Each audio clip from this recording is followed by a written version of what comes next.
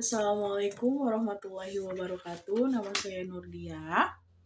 Setelah saya menyimak BBB, saya akan menjawab tema kegiatan Bimba A.I.U.E.O kedua hari ke-17. Pertanyaan A, bermain baca-bacaan. Nomor 1, jelaskan apa yang dimaksud bermain baca-bacaan. Bermain baca-bacaan adalah segala sesuatu permainan yang berhubungan dalam menumbuhkan minat baca pada anak. Nomor 2, jelaskan kegiatan apa saja yang termasuk dalam kegiatan bermain baca-bacaan. Yang termasuk kegiatan bermain baca-bacaan adalah berbahasa Bimba, membaca modul yang sudah dikuasai sebelumnya, membaca buku cerita, dan bermain majalah Sahabat Bimba. Nomor 3, apa tujuan dari kegiatan bermain baca-bacaan? Tujuannya adalah agar anak senang dengan kegiatan bermain baca-bacaan sehingga tumbuh minat bacanya. Nomor 4, kapan kegiatan bermain baca-bacaan dilakukan motivator? Untuk kegiatannya, durasinya lebih sering dilakukan untuk bermain baca-bacaan daripada durasi kegiatan selingan. Sehingga untuk kegiatan selingan diarahkan untuk tidak terlalu lama. Nomor 5, mengapa kegiatan bermain baca-bacaan menjadi kegiatan prioritas utama yang harus dilakukan? Karena di Bimba memfokuskan untuk menumbuhkan minat baca dan belajar anak, sehingga bermain baca-bacaan adalah kegiatan yang diprioritaskan. Mohon maaf, sehingga kegiatan bermain baca-bacaan adalah kegiatan yang diprioritaskan. Nomor 6, apa yang harus dievaluasi oleh motivator ketika anak bermain baca-bacaan? Yang harus dievaluasi adalah evaluasi afeksinya yang dilakukan setiap saat dan evaluasi kognitifnya atau kemampuan yang dilakukan 10 menit sekali. Nomor 7, bagaimana cara menerapkan kegiatan bermain baca-bacaan? Yang pertama, motivator mengarahkan anak bermain baca-bacaan sesuai dengan kemampuan anak masing-masing.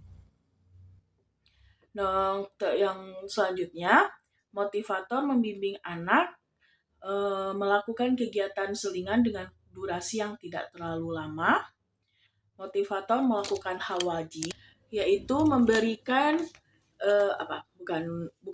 maksudnya motivator mengarahkan anak untuk berperan aktif, lalu motivator memberikan reward minimal 5 menit sekali, motivator melakukan afeksi anak setiap saat, melakukan evaluasi afeksi anak setiap saat, dan motivator melakukan evaluasi kognitif dilakukan 10 menit sekali. Pertanyaan nomor 8, apa dampak jika motivator tidak menerapkan bermain baca-bacaan? Dampaknya adalah anak menjadi tidak menyukai kegiatan bermain baca-bacaan. B, teori jam bandul. Nomor 1, jelaskan apa yang diketahui mengenai teori jam bandul dan berikan contohnya. Teori jam bandul merupakan teori yang digunakan sebagai acuan dalam menentukan kegiatan prioritas di Bimba A.I.U.E.O. Contohnya adalah bermain modul yang sudah dikerjakan. Bermain modul baca yang sudah dikerjakan. Nomor 2, apa tujuan penerapan teori jam bandul? Tujuan utamanya adalah anak dan motivator menikmati proses bermain baca-bacaan. Tujuan khususnya adalah memprioritaskan kegiatan bermain baca-bacaan. Nomor 3, kapan motivator menerapkan teori jam bandul? Motivator menerapkan bermain baca-bacaan dengan durasi yang lebih sering daripada kegiatan selingan. Nomor 4, bagaimana cara menerapkan teori jam bandul? Yang pertama, motivator mengarahkan anak untuk bermain baca-bacaan bersama-sama sesuai dengan kemampuan masing-masing anak dan pastinya prosesnya harus sepenuhnya menyenangkan. Yang kedua, sebelum melakukan kegiatan selingan, motivator dapat memotivasi dan mengarahkan anak untuk menambah bermain baca-bacaan. Yang ketiga, pastikan selama kegiatan bermain sambil belajar, prioritas utama lebih banyak durasinya dibandingkan kegiatan selingan. daripada kegiatan selingan.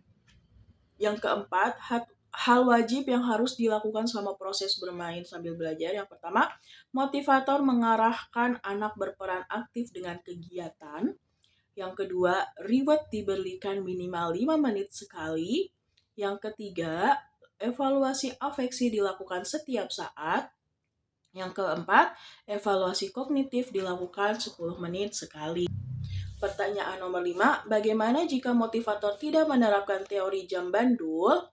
Jika motivator tidak melakukan teori jam bandul, maka